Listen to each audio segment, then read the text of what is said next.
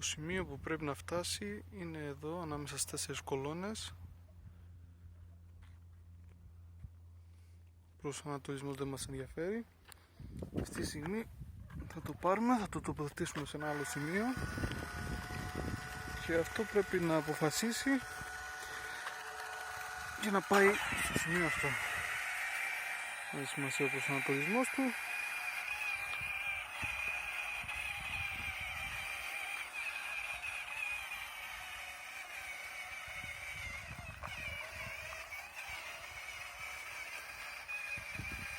Βλέπουμε ότι διορθώνει την πορεία του και επιλέγει πάλι το σημείο να σταθεί.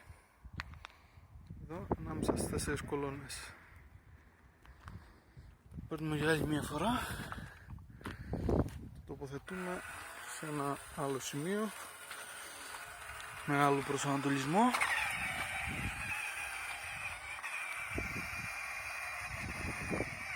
Αυτό πάλι επιστρέφει στο σημείο με αρκετά μεγάλη ακρίβεια, σε ακτίνα 1 μέτρου περίπου από το σημείο που το έχουμε ορίσει. Διόρθωσε λίγο ακόμα πορεία.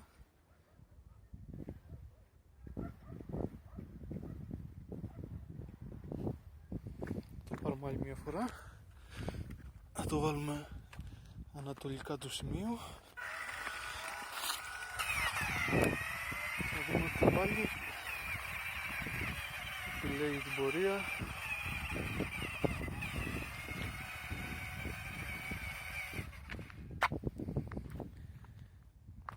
Και ήρθε πάλι λίγο κοντά, λίγο πιο πίσω αυτή τη φορά.